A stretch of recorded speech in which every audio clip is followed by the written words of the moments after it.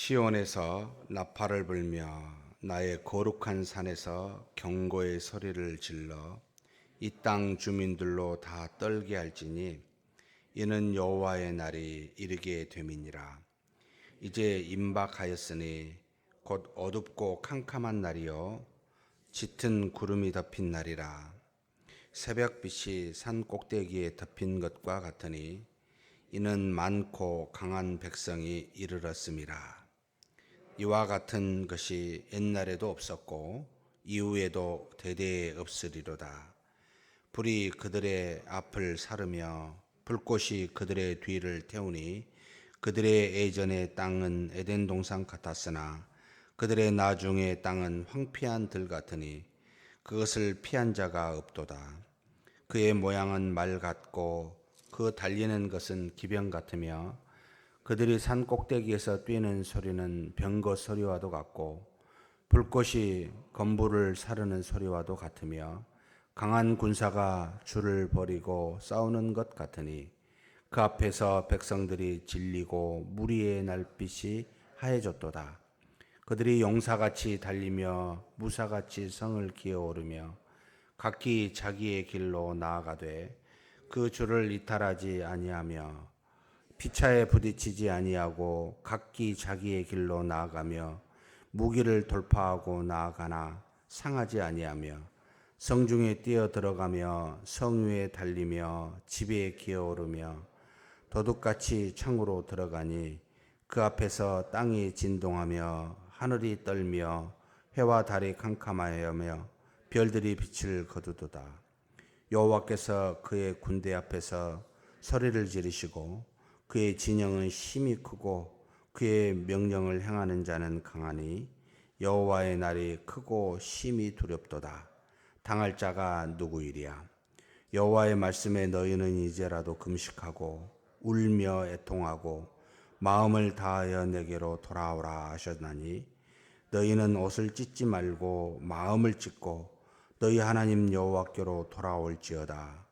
그는 은혜로우시며 자비로우시며 노하기를 더디하시며 얘네가 그 시사 뜻을 돌이켜 재앙을 내리지 아니하시나니 주께서 혹시 마음과 뜻을 돌이키시고 그 뒤에 복을 내리사 너희 하나님 여호와께 소제와 전제를 드리게 하지 아니하실는지 누가 알겠느냐. 너희는 시온에서 나팔을 불어 거룩한 금식일을 정하고 성회를 소집하라. 백성을 모아 그 모임을 거룩하게 하고 장로들을 모으며 어린아이와 젖먹는 자를 모으며 신랑을 그 방에서 나오게 하며 신부도 그 신방에서 나오게 하고 여호와를 섬기는 제사장들은 낭실과 제단 사이에서 울며 이르기를 여호와여 주의 백성을 불쌍히 여기소서. 주의 기업을 욕되게 하여 나라들로 그들을 관할하지 못하게 하옵소서. 어찌하여 이방인으로 그들의 하나님이 어디 있느냐 말하게 하겠나이까 할지어다. 그때 여호와께서 자기의 땅을 극진히 사랑하시어 그의 백성을 불쌍히 여기실 것이라. 여호와께서 그들에게 용납하여 이르시기를 내가 너희에게 곡식과 새 포도주와 기름을 주리니 너희가 이로 말미암아 흡족하리라. 내가 다시는 너희가 나라들 가운데에서 욕을 당하지 않게 할 것이며 내가 북쪽 군대를 너희에게 멀리 떠나게 하여 메마르고 적막한 땅으로 쫓아내리니 그 앞에 부대는 동해로 그 뒤에 부대는 서해로 들어갈 것이라. 상한 냄새가 일어나고 악취가 오르리니 이는 큰 일을 행하였음이니라 하시리라. 땅이여 두려워하지 말고 기뻐하며 즐거워할지어다. 여호와께서 큰 일을 행하셨음이로다. 들짐승들아 두려워하지 말지어다. 들의 풀이 싹이 나며 나무가 열매를 맺으며 무화과 나무와 포도나무가 다 힘을 내는도다. 시온의 자녀들아 너희는 너희 하나님 여호와로 말미암아 기뻐하며 즐거워할지어다. 그가 너희를 위하여 비를 내리시되 이른 비를 너희에게 적당하게 주시리니 이른 비와 늦은 비가 예전 같을 것이라. 마당에는 밀이 가득하고 독에는 새 포도주와 기름이 넘치리로다. 내가 전에 너희에게 보낸 큰 군대 곧 못되기와 느치와 황충과 팥중이가 먹은 횟수대로 너희에게 갚아주리니 너희는 먹되 풍족히 먹고 너희에게 놀라운 일을 행하신 너희 하나님 여호와의 이름을 찬송할 것이라. 내 백성이 영원히 수치를 당하지 아니하리로다. 그런즉 내가 이스라엘 가운데에 있어 너희 하나님 여호와가 되고 다른 이가 없는 줄을 너희가 알 것이라. 내 백성이 영원히 수치를 당하지 아니하리로다. 그 후에 내가 내 영을 만민에게 부어주리니 너희 자녀들이 장래일을 말할 것이며 너희 늙은이는 꿈을 꾸며 너희 젊은이는 이상을 볼 것이며 그때 내가 또 내 영을 남종과 여종에게 부어줄 것이며 내가 이적을 하늘과 땅에 베풀리니 곧 피와 불과 연기 기둥이라. 여호와의 크고 두려운 날이 이르기 전에 해가 어두워지고 달이 핏빛같이 변하려니와 누구든지 여호와의 이름을 부르는 자는 구원을 얻으리니 이는 나 여호와의 말대로 시온산과 예루살렘에서 피할 자가 있을 것이며 남은 자 중에나 여호와의 부름을 받을 자가 있을 것임이니라. 아멘. 항상 예언서를 보실 때마다 우리가 일반적으로 대선지서, 소선지서에서 이렇게 이제 나누지만 대소로 나누는 것은 성경의 분량으로 나누는 겁니다. 대선지서라 그래서 그 예언하신 선지자가 더 위대하다 이런 뜻은 결코 아닙니다. 이 요엘서 같이 사실 3장밖에 되지 않는 예언을 했다 할지라도 하나님이 분량을, 그러니까 예언의 양을 많이 주시든 적게 주시든 하나님이 사용한 택한 종이다라는 걸 생각하고 비중을 항상 똑같이 가지셨으면 좋겠다 생각이 듭니다.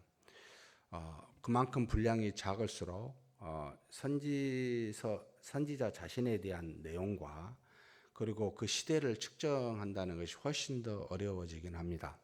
지금 여기 요엘서도 지금 부두엘의 아들 요엘이라고 말했는데 여기 외에는 나와 있지 아니하기 때문에 도대체 정확한 이 요엘의 백그라운드를 알 수는 없습니다.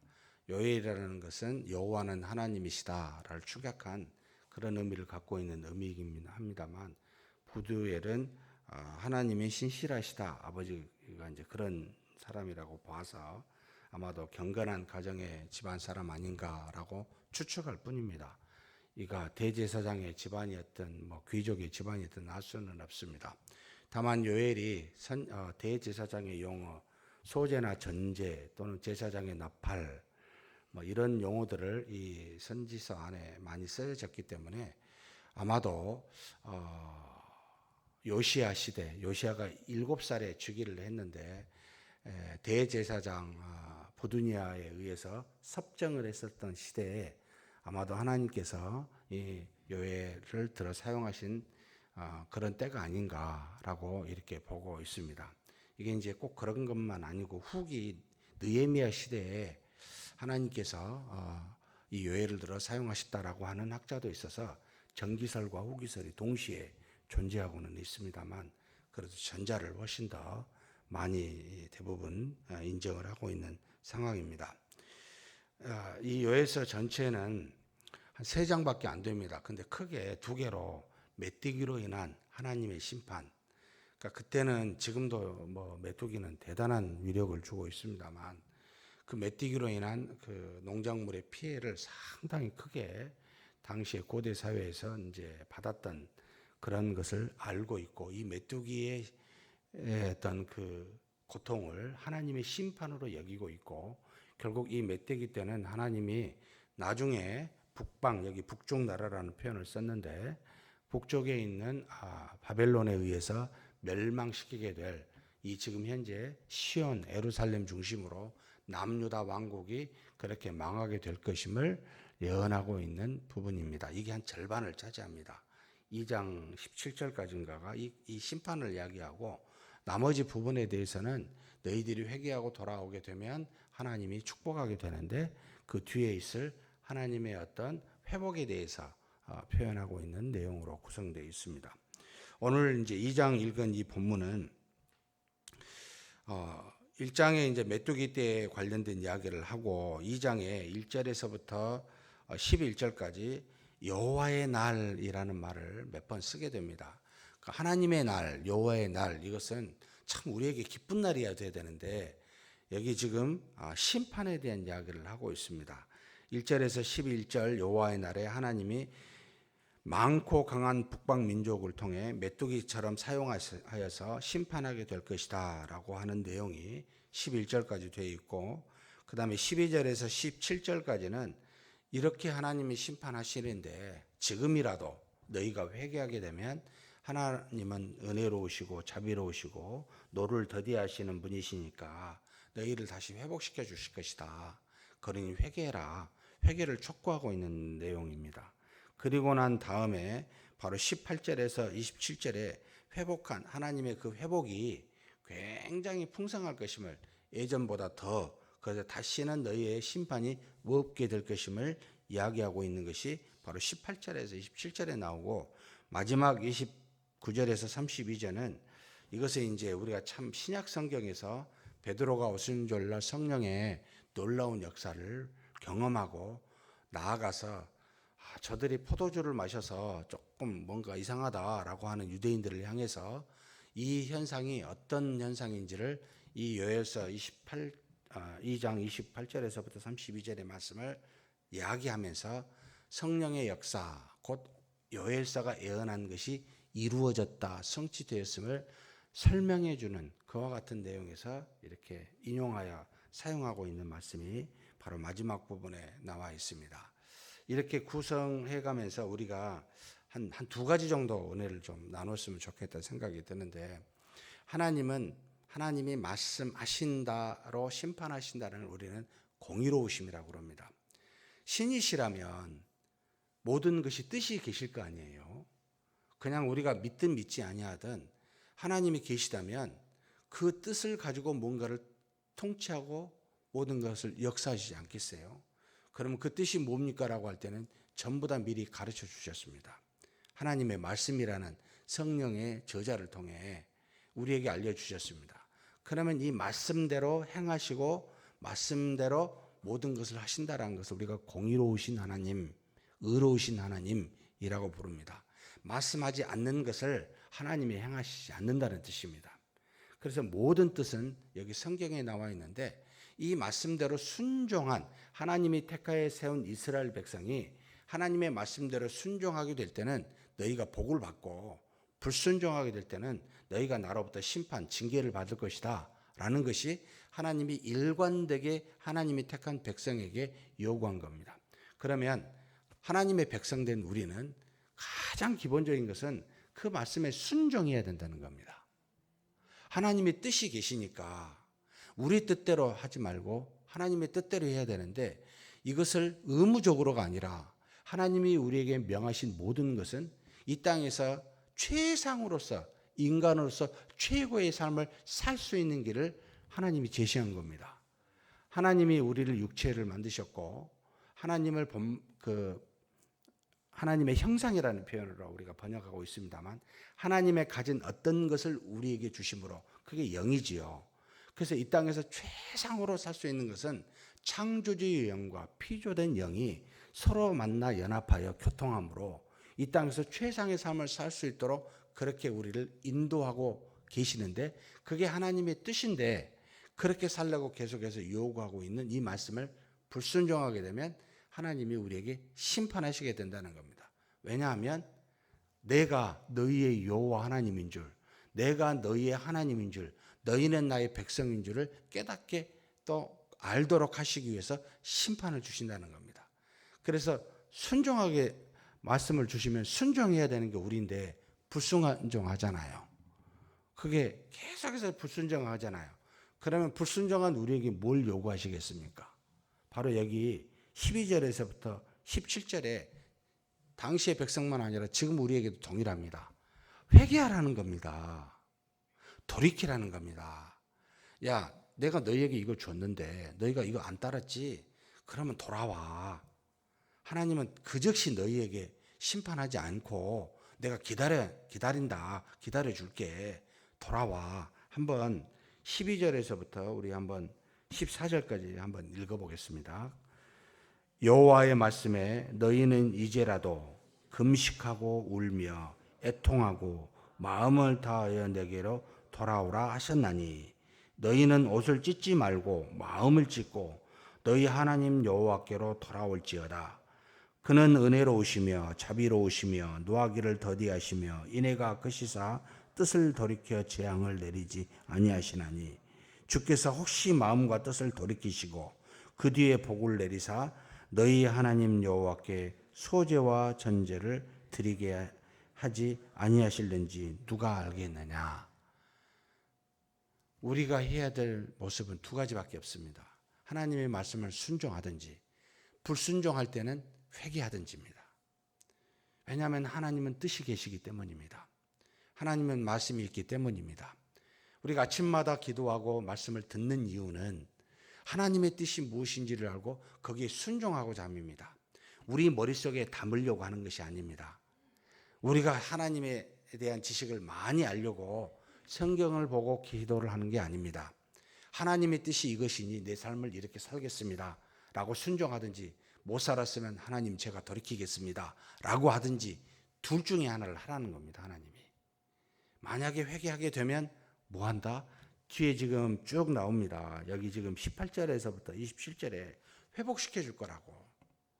이전보다 더 풍성하게 줄 거라고. 근데 우리만 회복이 아니에요.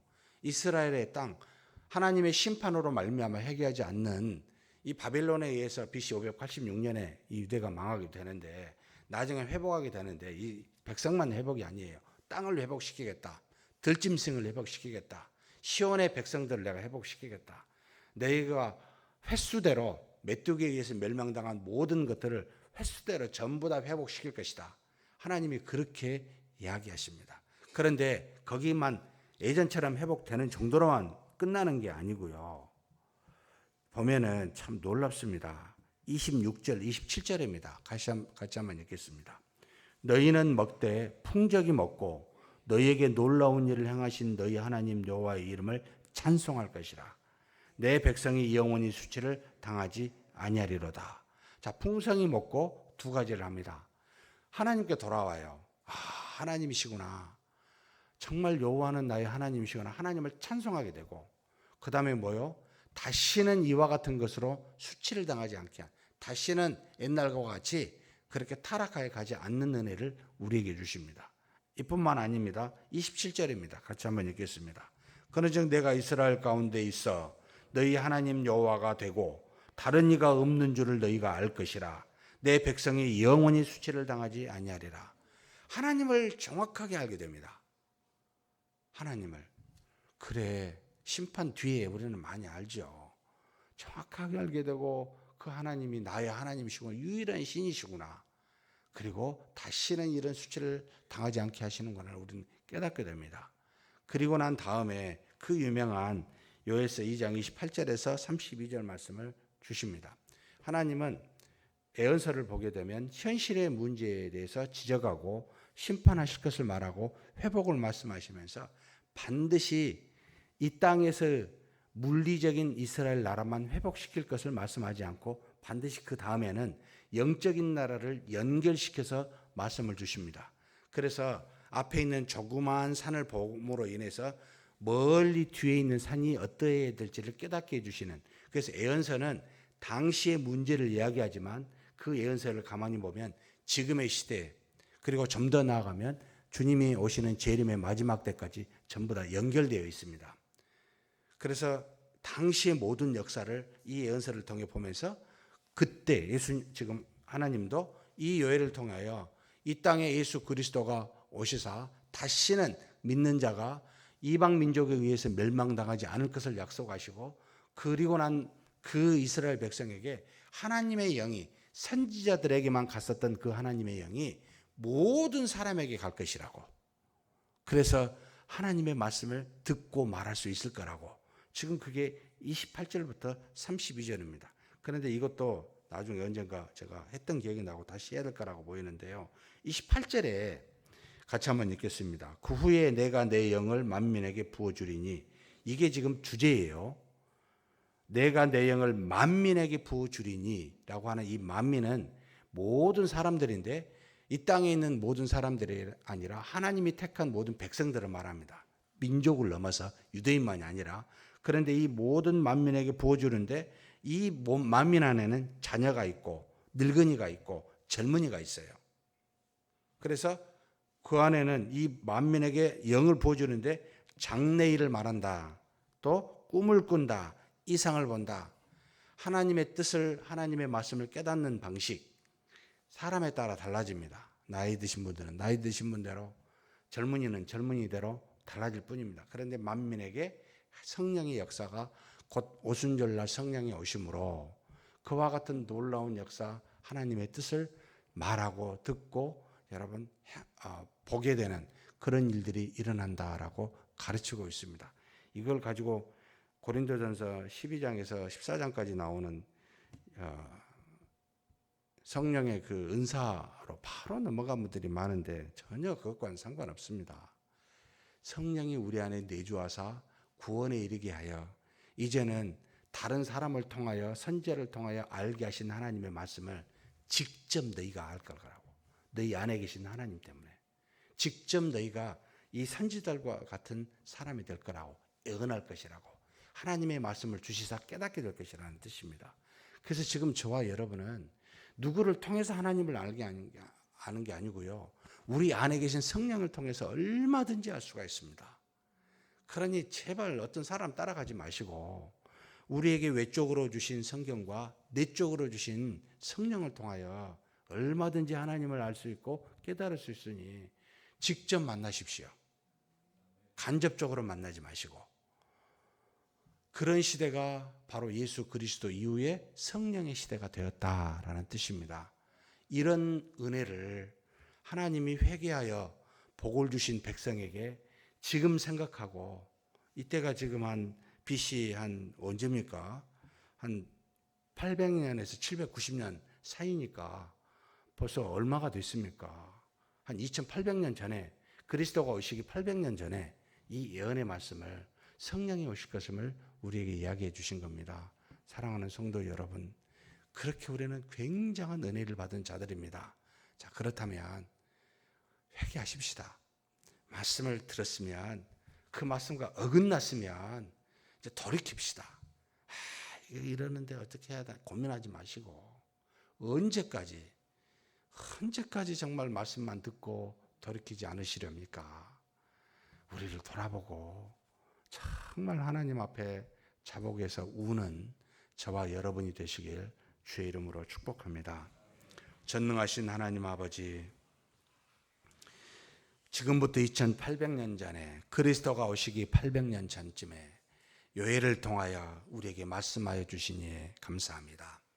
하나님은 뜻이 계셔서 택하심으로 하나님의 거룩한 백성들을 이스라엘 백성으로 삼게 하셨고, 그들에게 말씀을 주어 순종케 하셨는데, 그 하나님을 떠나 우상을 섬김으로 하나님 앞에 범죄하여 하나님이 메뚜기 때와 같이 북방 민족을 들어서 하나님이 택한 백성들을 심판하시겠다고 말씀하십니다. 그리고 그 심판이 하나님으로부터 벗어나게 되는 유일한 길은 회개인데, 결국은 그들이 심판을 면하지 못하고 회개치 못하여 하나님의 뜻을 돌이키지 못하는 그와 같은 어리석음을 우리가 이 말씀을 통하여 우리가 보고 있습니다. 하나님 아버지, 우리도 말씀하시는 하나님 앞에 혹 우리의 잘못이 있으면 옛날에 우리 믿음의 선조들과 같이 목이 곧곧하여 어리석게 하나님의 뜻을 돌이켜 회개치 아니하는 그런 어리석음을 범하지 않도록 도와주시옵소서. 오직 하나님 앞에 하나님의 말씀을 듣고 경청하되 뜻이 아니라면 자비하시고 노하기를 더디하시며 항상 우리를 돌이키시기를 원하고 회개하면 복을 주시기를 원하시는 하나님 앞에 우리가 마음을 돌이켜 금식하며 울며 애통하며 하나님의 뜻을 순종하는, 하나님께로 돌아올 수 있는 우리 모두가 되게 하여 주옵소서.